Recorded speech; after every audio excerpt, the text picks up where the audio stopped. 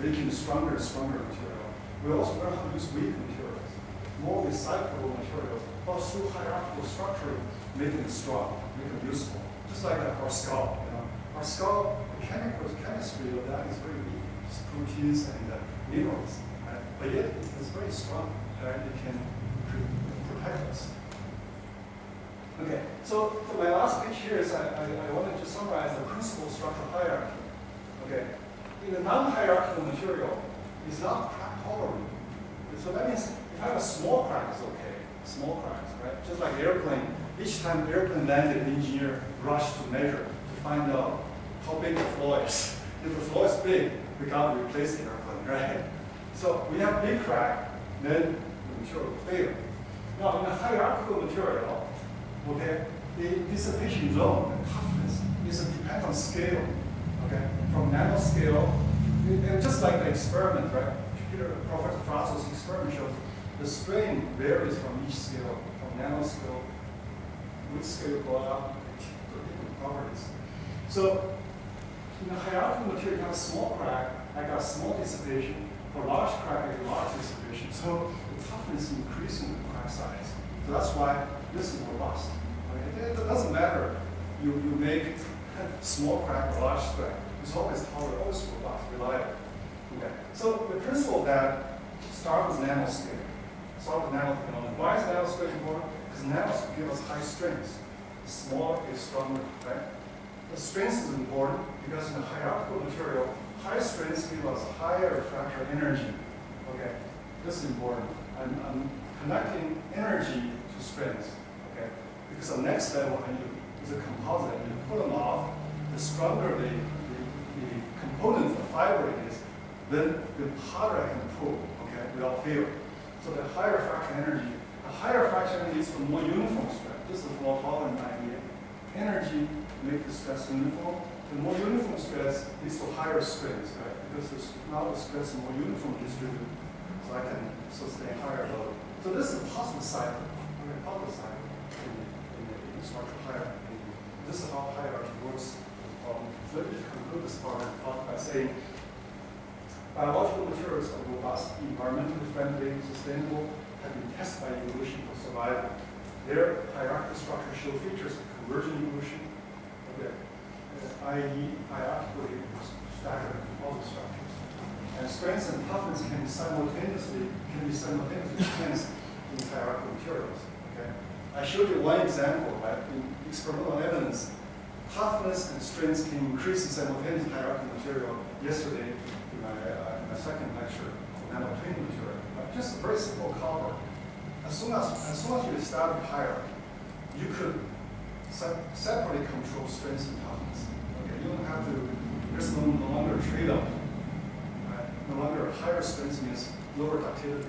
You could increase in the same time. Okay, this is the same idea. This bio-inspired idea from that point of view. And hierarchical material in nature provide hints for optimizing stiffness, strength, and toughness of materials with relatively poor mechanical properties. This is the key. The green material. Okay. If you want a material to be green, you don't want it to be chemically strong.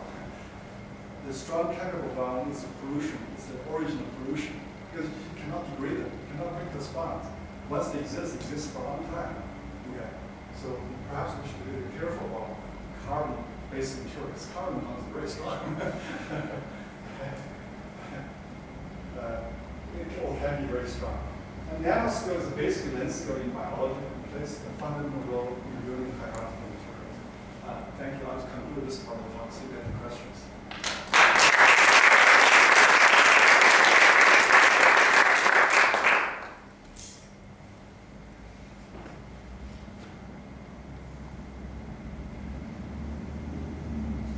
Yes, I was asking. Consider your model, consider the fibers with certain expectation are in parallel. What happens if the fibers are oriented randomly? It's also the case in some relation. Yes. Does your model change then? Yes, well, from mechanics point of view. In the random case, there's a composite theory for randomly oriented fibers. The soft cylinder. There's theory of that. But here we're concerned, if there's experimental data, we love to model it. If there's like a fractals kind of experiments, right? Here we're concerned about modeling that experiment specifically. That's why we consider this case. Yes, there are theories existing that's different from ours. The assumption is different, the formula is drastically different. But the general conclusion should be also similar? I suspect there should be qualitatively similar in many cases, but it has to be case by case. Well, what's the ratio of scales that accompanies that 12:5 to sequence of ratios? What scales of the objects? On the scale of object, yeah. The mineral themselves are nanometer. They're a few nanometer thick. There's a 40 nanometer wide, 100 nanometer long. They're really nanometer objects. The mineral. So I go from 12 to 5 to 2, the scaling of the... On the scale, you go from nanometer to micron to tens of micron. It's still small. At the fiber level, we call it fiber.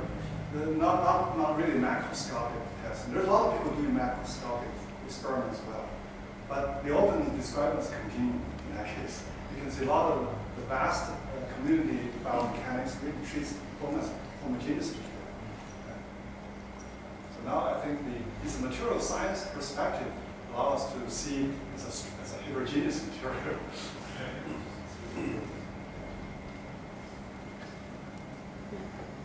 Did you know is for people, astronauts, going to space, Yeah.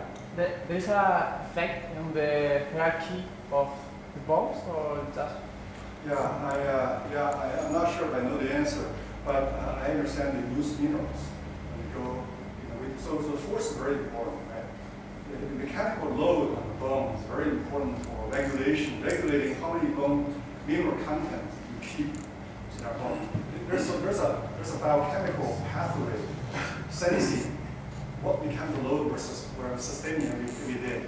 So bone is a live material, it's not a passive material. Okay, so I'm not addressing that part of my story here. Okay, but there's another side of the story. The bone is very live. So depending on what mechanical load we are bearing every day, so the bone can adjust that. If we live in a space where weightless, right? So a bone is not submitting mechanical load. So it's thinking of, why do I need to keep that many mineral? Not much mineral. Let me get rid of it. Okay, that's what happens when you return to space after some time. You find your bone has changed. Okay, so there's a sensing, there's biochemical sensing pathway, mechanical transduction.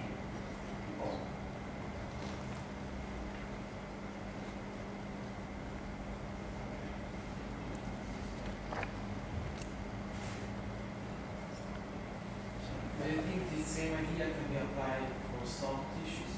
Soft tissue. Yes, the hierarchy is it's permanent soft tissue as well.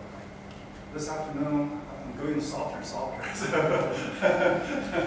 So yeah, in the afternoon I'll talk about some real soft with no mineral. Okay. So maybe I can.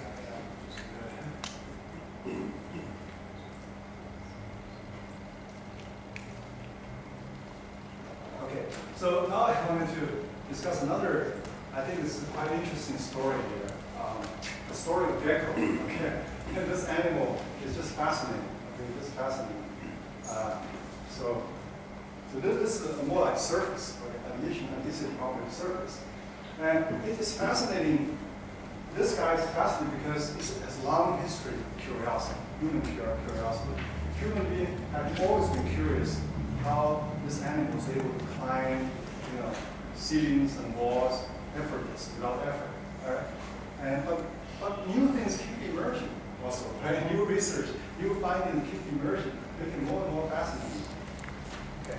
Aristotle described gecko, right? Gecko is amazing, run up and down a tree in some ways. I'm taking some video from Killer Autumn, and so this is gecko can climb, so you can study its motion and study how its feet adhere to the wall and attach and detach and so forth. And you can also use a microscope to investigate, right? This picture is from Stas. So you can actually use a microscope to investigate the hierarchical structures of Gecko's feet. So I already showed this again. So this is flash again. The evolution of hierarchical adhesion structure in nature is basically a size reduction, right? As body mass increases, you have size reduction and hierarchy. One of the very interesting questions is, how come evolution stopped here? We don't see a sticky elephant, right? So how come it's not a gecko? This is quite an interesting question. And there's also multifunctionality of gecko's feet, okay? And so not only gecko's feet have interesting adhesion property, you can stick robustly on rough surfaces easily catchable. It's also self-cleaning. Okay? Gecko's foot don't get dirty. As you can imagine, if the gecko's foot get dirty, you will lose the adhesive capability. Right? So that's why we see it's also multifunctional. Okay? It can self-clean. Also, there's something called friction adhesion coupling of gecko adhesion. Experimental observation is the following. Gecko adhesion is strongly coupled with shear force, okay? As I show here. Right? So this anisotropic. So if, let me see this one. Okay, if you drag these hairs on gecko's feet, if you drag that way, you see this is adhesion, so this is normal force. That's a shear force. The green is a shear force, that's a normal force. Without shear force, there's also no adhesion. Okay? If you just put your hands with gecko's feet, you don't feel adhesion. You have to drag on, you have to shear, put a shear force, then adhesion will turn on by shear force. So without shear, without adhesion. So if you turn off the shear force, adhesion also goes to zero. Okay? So this is the friction shear coupling. So adhesion is strongly coupled with shear force, no shear, no adhesion. And adhesion released, shear force removed. Adhesion is strongly released at the critical peeling angle also. There's another interesting thing with the Killer Altons group have tested a single setup, array of setup, or HOTO, and found the adhesion is released at 30-degree angle. Okay. And so by putting here, you see here it's gecko. Glass slide, by rotating the angle, the orientation of the glass slide, the gecko would fall to 30 degrees spontaneously. Okay. So it's quite amazing. Right? So gecko's feet are self-cleaning. So if you deliberately make out nanoparticle, make it dirty, if you just sprinkle nanoparticle gecko's feet, make it very dirty, and after the animal walk a few steps, it's recovered. So it's very rapidly recovered adhesion force, adhesion capability. Okay. So it shows gecko's foot can quickly recover its function even in extremely dirty environments.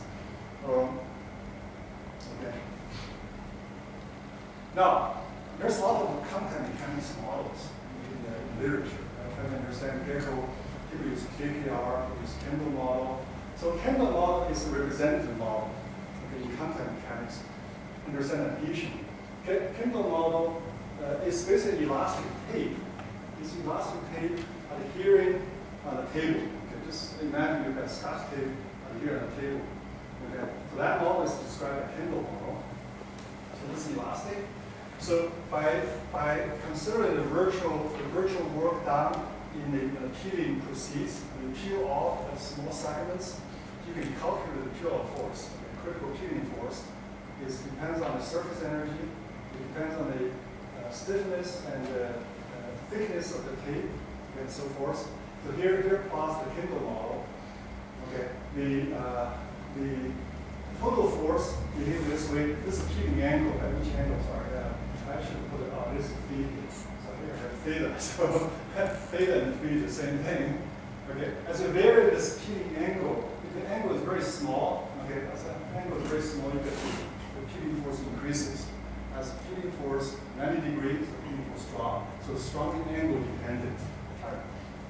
But you can see here, compared with the friction adhesion coupling, there's some discrepancies. Right? For example, in Kendall model, there's no spontaneous angle for detachment. Okay? 30 degree, nothing happens. Right? It's just a smooth variation. There's no spontaneous release of adhesion. Okay, and there's no friction, friction shear coupling. This guy is adhering with or without shear. Okay, the chemical model. This big, look at the surface energy. It's ubiquitous, right? You cannot explain the experimental observation here without shear. There's no adhesion. When you release the shear, the adhesion also released. Okay. So here's some questions for us to consider. What are the roles and principles of structure hierarchy? What determines the size scale in the gecko's hierarchy?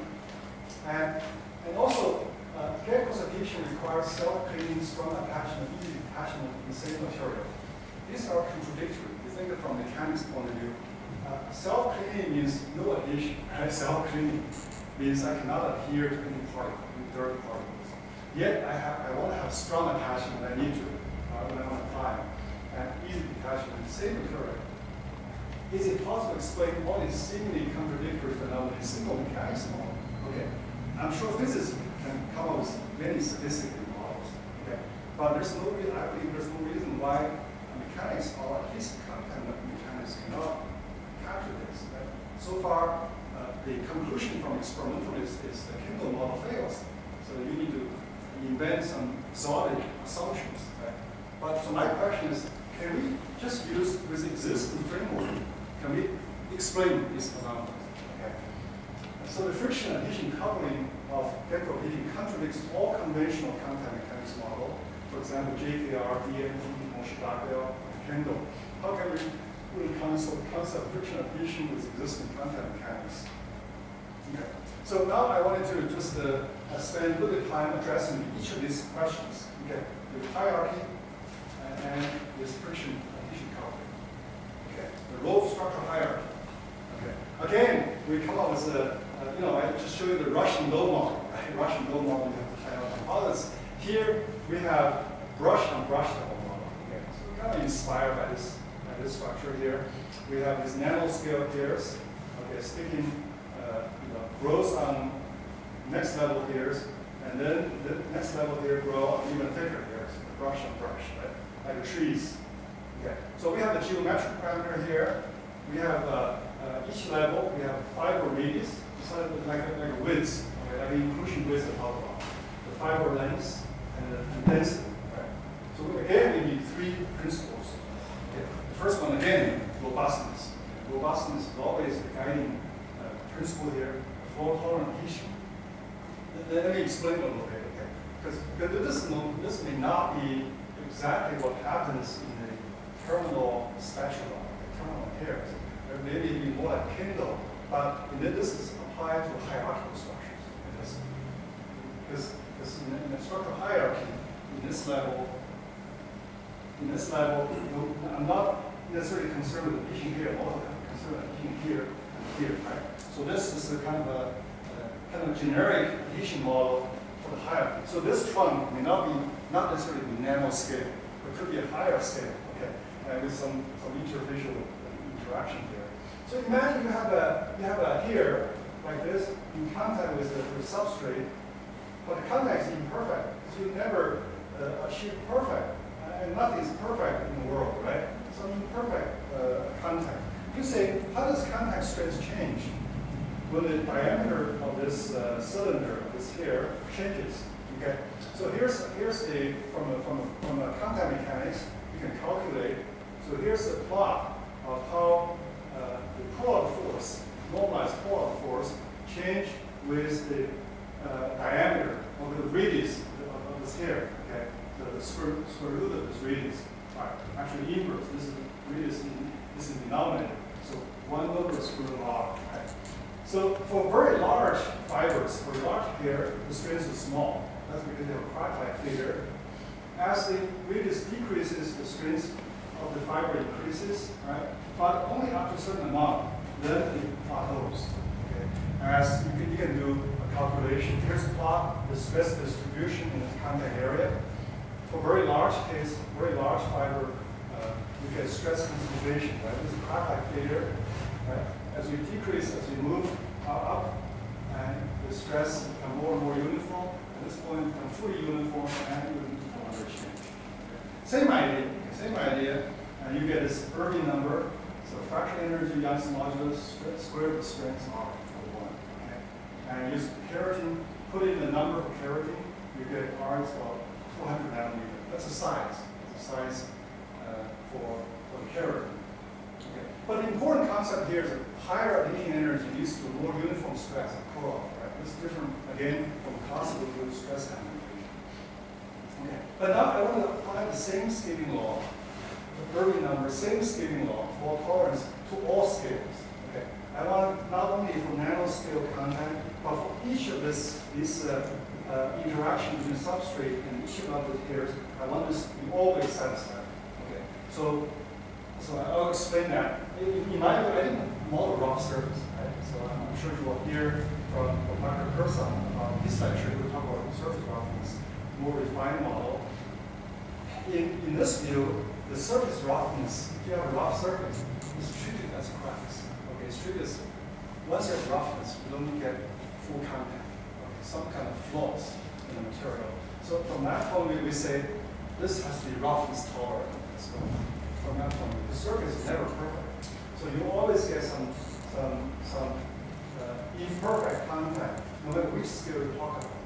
But I want this scaling law to be the same in all scales. Okay. The principle number 2, I wanted to prevent this situation from happening. Okay. If this here are too long, they get stuck. Right? This is experimentally shows in this fiber, in some cases, it can get self-bundles. I want to prevent that from happening, and so I wanted to develop, I want to use some mechanics theories to come up with a restriction of lengths. I cannot grow very tall. If these trees are very tall, very flexible, they will get stuck. Okay, they will self-interactions. So that's my limit, upper limit for how tall this fiber should be. Okay. The third one is energy, again, adhesion energy. So I want to choose the area fraction, right, density of this fiber, how many fibers per unit area. That concerns, okay, that concerns. So I want to explain a bit, what is adhesion energy? Because you may be confused, because adhesion energy is listed in the table, okay, the work adhesion. Okay, it's given. Van der Waals energy is 0.10 millijoule per meter squared. Right? The material science will tell you, the physics will tell you. So what am I talking about? Design for maximum adhesion energy. So I'm talking about adhesion energy coming from structure. Okay, there's adhesion energy from surface. There's the physicists can calculate or can measure through surface interaction. Okay, but there's another contribution, very important contribution from mechanics, from the structure. Okay, so if you have this, consider these two-level fibers, you have this little fiber here. Okay, now you measure the traction separation law at the root of this fiber. Okay, at the root of this, at the root of the first level fiber. So you are calculating adhesion energy at second level. Okay, so now you see when the fiber is very short, when the first level fiber is very short. Okay, very short. So that means the L over this. Again, there's some Van der Waals parameters. This is very short. You're basically measuring the Van der Waals interaction. This is the Van der Waals interaction. But as fiber gets long, so this whole curve is being tilted toward right. Okay. So there's a contribution from deformation. The fiber comes in, you get a case like this, right? So then you get a case like this. Okay. So when the fiber gets very long, the Van der Waals force will become like this, right? But the whole rupture, the pull-out force depends on, you go here, and then suddenly drops. Right? This much energy is being dissipated. Okay. So from a mechanics point of view, we define adhesion energy as the area underneath this. So how much work, how much energy you do and be lost in detachment. Okay, Van der Waals energy is only here. And this is the physical adhesion energy. And that's this part of the energy is the mechanical adhesion energy. This part of energy can be controlled by structure. Okay, now this is physics. This is material power. This is what 0.1 10 millijoule per meter squared is, and this is dependent on structure. Okay, so that's the first level is Van der Waals energy. Second level depends on Van der Waals and structure energy, and how much energy is lost in a pull-out fiber. The important concept here is a higher strength on one level leads to higher adhesion energy next level. So the stronger I want to make this fiber a touch interface. So the strength, the higher the strength of this fiber, the higher the leaking energy. Okay? Because if I reach this point, there's the strength, right? The strength. If I reach this level higher, I can continue to cool this, I can dissipate additional energy, additional amount of energy. So again, there's the same concept involved. Strengths become, the strengths of one level become energy next level. Okay. And so now I can crank up the same machinery, material parameter level equal to 0, and using fault tolerance principle to determine the fiber radius, anti-cell bonding to determine fiber length, maximum work condition to determine fiber density, and I can come up with a structure, that satisfies all these three hypothesized principles. Let me show you the calculation here. Level number 1. Because I know the van der Waals energy, know the strengths, I can determine the diameter, first level. Now I can use anti-cell bunching to determine the length of the fiber. Maximum adhesion energy, this is adhesion energy next level. Maximum, maximize this quantity, and here I can determine the area fraction at this level. Maximum I determine P1. So in a sense, I have three equations, three unknown, R, L, and phi. So this level calculation can determine energy. So now, since I know the energy at the next level, I know the strength. Strength is basically area fraction of fiber times strength of level 1. And these two quantities I can determine the radius of level 2. Then I can use sub-function because I already have these parameters like R. I can determine length. Work addition at the third level. I can maximize this to get phi2. You see how it happens. Right? So that's the results you get. You just crank out. Because we know this data. We know the material constant for keratin. Van der Waals energy 10 million joule per meter square. Young's modulus is 1 gigapascal and so forth. We know this material parameter. We can make predictions using these three principles. The fiber weight without hierarchy, the fiber is very small. These are 100 nanometers. But with increased level of hierarchy, you can increase the fiber radius exponentially. And fiber length, adhesion energy increasing also exponentially. Adhesion strength drops, but not exponentially, drops moderately. And fiber density remains almost the same. Total force increasing exponentially. And let me just put everything in context. The size of the human hand is here. Okay, you don't need too many level hierarchy reaching the macroscopic world. Okay, from 100 nanometer here, just basically 2 or 3 level hierarchy to reach the size of the human hand. Okay, now the polar force. Okay, so here actually by designing the size of the human hand, if in the perfect situation, you get a huge polar force. Okay, you get 10 to the 4th Newton. That's a huge polar force. You say, how can that be possible? Okay, but in fact, if you have a smooth surface, I don't have this fiber hierarchical fiber. I just have a perfect atomic smooth surface in contact with van der Waals force. That is the theoretical adhesion force. It's 200,000 Newton actually. So van der Waals force, they say is weak. Okay? We have a weak interaction van der Waals force. In fact, it's not weak. It's weak because it's hard to achieve that contact. Because of the surface roughness. It's hard to achieve contact. When you put your hand on the wall, only 1% of the atoms, maybe less than that, are in contact, right? So most of it, you have a cavity, you have bubbles, you have air, you have food, you have contaminants. They're not interacting. So you're not using this. So the hierarchical structures, the low hierarchies allow you to use weak interaction more efficiently. Okay. Even you sacrifice the strength, like you sacrifice the strength, in this case by 20 times, just by 2 level higher. But still you have significant force to use.